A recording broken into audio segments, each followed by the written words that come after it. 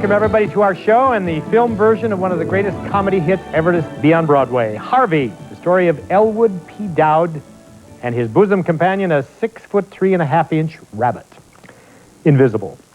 One of the screen's genuine treasures, Jimmy Stewart, plays Elwood in his Oscar-nominated performance from 1950, and in the 40 years that have gone by since, he may have equaled his performance in this film, but by George, he has never topped it. There are 3 members of the original Broadway cast in our movie as well, including the lady who not only received an Oscar nomination, but won for Best Support, Josephine Hull, as Vida Louise Simmons, Elwood's sister. And the screenplay is by the author of the play, Mary Chase, in collaboration with Hollywood's veteran screenwriter, Oscar Brodney. Henry Koster was the director, so get set for great fun, because here comes Harvey.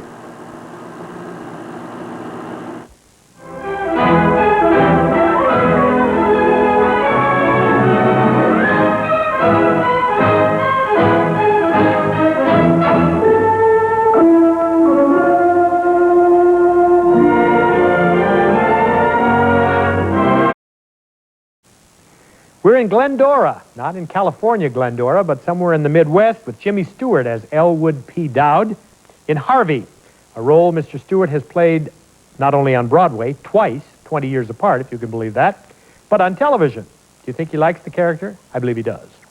Of course, glorifying a souse and having fun with mental institutions has been known to rub people the wrong way, and you have to wonder if Harvey were being made today, would it make it to the screen? The stage, maybe, but certainly not in this gentle form. The stage, yes. In 1944, Mary Chase pulled Harvey out of her playwright's hat and turned it into her first Broadway play. And the star playing Elwood was Frank Fay, a successful but not really hugely well-known actor. And some people thought of him more as the first husband of Barbara Stanwyck. It's not generous to speak unkindly of the dead, but Fay was reportedly not the most pleasant person in the world offstage, but he certainly made critics sit up and take notice as Elwood, and the show was a very long-running smash. In 1947, Jimmy Stewart then was turning 40 and recently returned from the Army Air Corps service, accepted an offer to return to Broadway as a summer replacement for Frank Fay, something that also was offered to Joey Brown and Jack Buchanan. They all had a crack at it. James Dunn, too. But when it came time to make the movie, Jimmy got the part, and that's where he really shone. And now, 20 years later, or then 20 years later, at the age in 1967 with Helen Hayes as his co-star, and now he was about 60, and just the right age for Elwood, so he did it again. And he was terrific. And he's terrific in our movie, but you knew that already. Back now to Harvey. Our movie is Harvey, the most famous of the invisible rabbits, with Jimmy Stewart in the lead, and from the Broadway cast, Josephine Hull as his adult sister, Victoria Horn as niece Myrtle May, and one of my favorite funny men, the best friend a Maytag washer ever had, Jesse White. Jesse told us once on our show that he had all but given up. His New York career was all set to go back to Oklahoma or Ohio or somewhere, and he was down putting his stuff on a taxi or on the back of a truck or a U-Haul, and the phone rang, and he ran up 3 flights to catch it, and it was for the audition for this part in the Broadway show. So answer the phone, folks. Vicki Horn, who is later married Vicki Oakey, when she married Jack Oakey, was also seen in dramas like The Unseen, The Snake Pit, and comedies like Pillars to Post and The Good Humor Man. Josephine Hull was the original rich lady, or the lady who became rich, in The Solid Gold Cadillac on Broadway, which was played in the movie by Judy Holliday. And she was also the mother in the original Broadway company of You Can't Take It With You back in the 30s. Wow, that's quite a career, too. Peggy Dow is still alive and very active and happy, and we'll tell you about her after we see a bit more of our treat for this Easter Sunday afternoon, Harvey. Our movie is Harvey, and a word, if I may, about the young nurse in Dr. Chumley's sanitarium. Better tell you, Dr. Chumley is that grand old character man Cecil Kellaway, who died in 1973 at the age of 82. His last role having been in Guess Who's Coming to Dinner with Mr. Tracy and Miss Hepburn. But Nurse Kelly, Peggy Dow, is very much still alive and well, as I learned when I spoke to her housekeeper the last time we showed Harvey a couple of years ago. Peggy Dow is her name, born Peggy Varna Dow. Did 9 leading roles in pictures at Universal in 3 years. Then she found the right man and gave up her career, just like that. She is Mrs. Walter Hemmerlich III. She lives in Tulsa. Her husband is a very nicely fixed oil executive, and in fact, one of their fine sons is now the president of their company.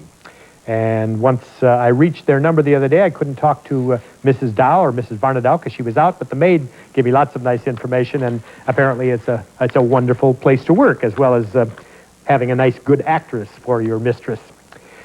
Well, Jimmy Stewart, what can you say about him that hasn't been said? I'll tell you one of my favorite things that was said about Jimmy Stewart, and I bet it thrilled him too. One of my favorite presidents said, Harry S. Truman by name, "If Bess and I had a son, we would want him to be just like Jimmy Stewart."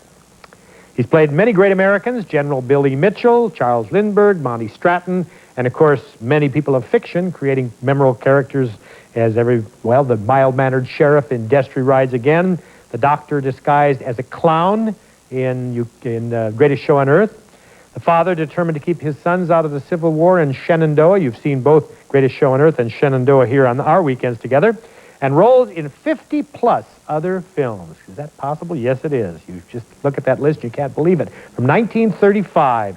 And it's not unusual, I suppose, for people to ask, what is Jimmy Stewart really like?